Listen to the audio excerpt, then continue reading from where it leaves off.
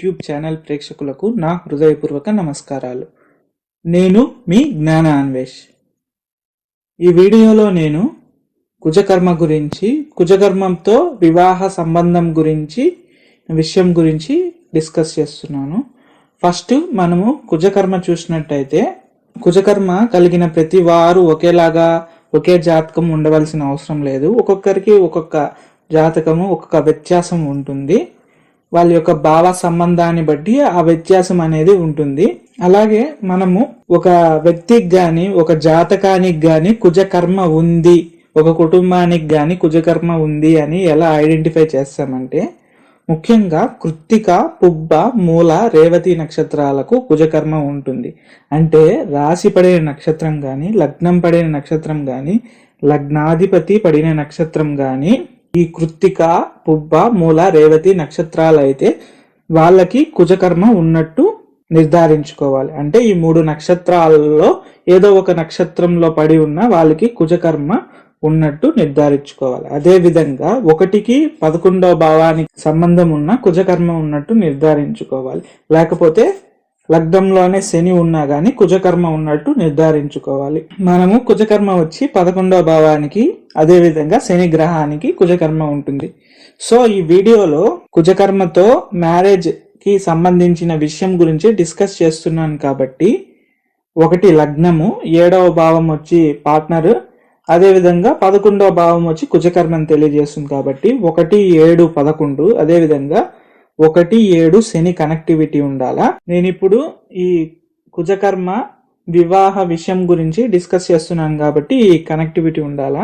First of all, ఈ కుజకర్మ కలిగిన వాళ్ళు ముఖ్యంగా చేయకూడని పని ఏదంటే క్విక్ మ్యారేజెస్ లేకపోతే సడన్ మ్యారేజెస్ చేసుకోకూడదు. ఎట్టి పరిస్థితుల్లోనూ ఈ క్విక్ మ్యారేజెస్ కానీ సడన్ మ్యారేజెస్ కానీ చేసుకోకూడదు. ఇంట్లో ఫోర్స్ చేశారని కానీ, లేకపోతే ఇంట్లో ఎవరో ఒకరు బంధువులకి బాగలేదని కానీ, ఆరోగ్య స్థితి బాగలేదని కానీ క్విక్ మ్యారేజ్ కానీ సడన్ మ్యారేజ్ కానీ చేసుకుంటే అది బ్యాక్ ఫైర్ అవుతుంది. అంటే ఇలా అందరికీ బ్యాక్ ఫైర్ అవుతుందా అంటే, ఈ క్విక్ మ్యారేజ్ చేసే దాంట్లో కానీ ఇలా కొన్ని పనులు చేసుంటారు, ఇవి చేస్తే మాత్రము బ్యాక్ ఫైర్ అయిపోతుంది. ఈ కుజకర్మ కలిగిన వాళ్ళ పేరెంట్స్ వచ్చి మ్యారేజ్ చేసేటప్పుడు ఎక్కువ reputation oriented, financial status, bank balance లో ఆ పేరెంట్స్ వచ్చి వాళ్ళకంటే మించిన హోదాలో ఉన్న వాళ్ళకి, గౌరవం ఉన్న వాళ్ళు, డబ్బులున్న వాళ్ళు, అధికారంలో ఉండే వాళ్ళు సంబంధంగా రావడం వలన, అలాగే ఆ ఇంట్లో పెద్దవాళ్ళు వచ్చి ఇలా గౌరవము లేకపోతే డబ్బు ఉండడం లేకపోతే అధికారం ఉన్నాయి అనేసి పెద్దలు వచ్చి ఫోర్స్ చేసి ఆ పిల్లల్ని బ్రెయిన్ వాష్ చేసి, ఎవరికి ఇలాంటి అదృష్టం రాదు, నీకు వచ్చింది, వివాహం చేసుకుంటే బాగుపడతావు, నిమ్మలంగా ఉండొచ్చు, జీవితాంతం సుఖంగా ఉండొచ్చు అని చెప్పి వాళ్ళ పిల్లలకి బ్రెయిన్ వాష్ చేసి వాళ్ళని వివాహం చేస్తారు. అంటే సడన్ మ్యారేజెస్ చేస్తారు, క్విక్ మ్యారేజ్ చేస్తారు. ఈ రోజు కుదిరిందనుకో 1 వారంలో లేకపోతే 2 రోజుల్లో, 1 నెల లోపల వివాహం చేస్తారు. అలా చేసిన వాళ్ళకి ఈ కుజకర్మ గాని ఉంటే ఇది బ్యాక్ ఫైర్ అవుతుంది. కుజకర్మ అదే విధంగా 1, 7, 11, 1, 7 శని కాంబినేషన్ ఉంటే ఇది బ్యాక్ ఫైర్ అవుతుంది. అంటే ఎలా అంటే, ఫర్ సపోజ్ ఒక అమ్మాయికి కుజకర్మ ఉంది, అదే విధంగా 1, 7, 11, 1, 7 శని కాంబినేషన్ ఉంది, వచ్చిన ఆపోనెంట్ మంచి రిచ్ కుటుంబం నుంచి ఉన్నాడు, వాళ్ళ యొక్క కుటుంబం సమాజంలో మంచి మర్యాద కలిగి ఉందనేసి వాళ్ళ యొక్క నిజమైన స్వభావాన్ని తెలుసుకోకుండా ఇలా బాగా రెప్యుటేషన్ ఉంది, ఫైనాన్షియల్ స్టేటస్ బాగుంది, లగ్జరీ ఫ్యామిలీ, వాళ్ళ యొక్క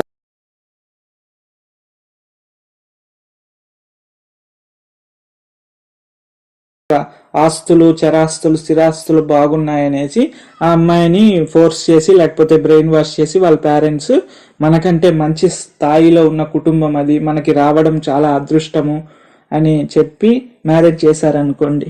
ఆ వివాహం అయిన తర్వాత ఆ అమ్మాయి యొక్క మ్యారిటల్ లైఫ్ అంటే వివాహ జీవితము సరిగ్గా ఉండదు.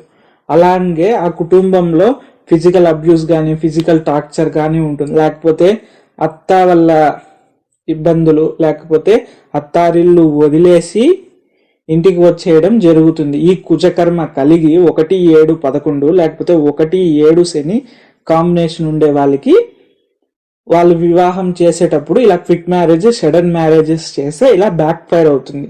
అదే విధంగా ఈ కాంబినేషన్ లో ఉన్న వారికి, కుజకర్మ ఉన్న వాళ్ళకి లేట్ మ్యారేజెస్ అవుతాయి. దేనికంటే వీళ్ళు ఈ కుజకర్మ కలిగిన వాళ్ళు ఎక్కువ జాబ్ ఓరియంటెడ్ మైండ్ సెట్ తో ఉంటారు. అంటే కెరియర్ సెటిల్ అయిన తర్వాత వివాహం చేసుకుందాం, వివాహానికి వెళ్తాం. అలాగే ఈ కుజకర్మ కలిగిన వాళ్ళు తమ యొక్క పార్ట్నర్ గురించి ఎక్కువ తెలుసుకొని వివాహం చేసుకుందాము అని ఉంటారు. అలా తెలుసుకోవడం మంచిదే. సో ఇలా వాళ్ళ పార్ట్నర్ గురించి బాగా అవగాహన తెచ్చుకునేదానికి ట్రై చేస్తారు. కాబట్టి కుజకర్మ కలిగిన వాళ్ళు ఎక్కువ శాతం మంది అరేంజ్ మ్యారేజ్ ప్రిఫర్ చేస్తారు. ఈ కుజకర్మ కలిగిన వాళ్ళకి కొద్దిగా కంపారిటివ్ మైండ్ సెట్ ఉంటుంది.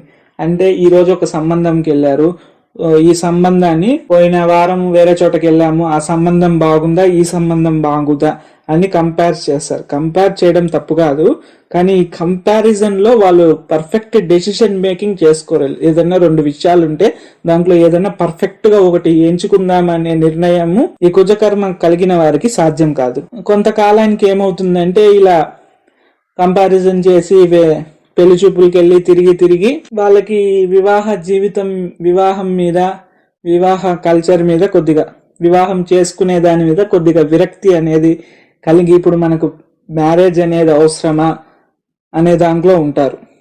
ఈ విధంగా కుజకర్మ కలిగిన వాళ్ళకి మ్యారేజెస్ అనేవి లేట్ అవుతాయి. కుజకర్మ మళ్ళీ 1-7-11 కాంబినేషన్, 1-7 శని కాంబినేషన్ ఉన్న వాళ్ళకి. అదే విధంగా ఈ కుజకర్మ కలిగిన వారు కెరియర్ ఓరియంటెడ్ ఉంటారు. కాబట్టి అమ్మాయిలైతే మనకు వచ్చే అబ్బాయి ఇలా ఉండాలి, అలా ఉండాలి, ఇంత శాలరీ సంపాదించాలి అని అనుకొని అలా వచ్చేంత వరకు వెయిట్ చేయడం వల్ల వాళ్ళ మ్యారేజ్ లేట్ అవుతుంది. అదే విధంగా ఇలా జెంట్స్ అయితే నేను ఇంత సంపాదిస్తున్నాను కదా, అదే రేంజ్ లో నాకు వచ్చే అమ్మాయి ఉండాలి అని పార్ట్నర్ని వెతకడం వల్ల ఇలా లేట్ అయిపోతుంది. ఇది కుజకర్మతో వివాహ సంబంధం గురించి డిస్కస్ చేశాను ఈ వీడియోలో. మరో వీడియోతో మళ్ళీ కలుస్తాను. మీ జ్ఞానాన్వేష్.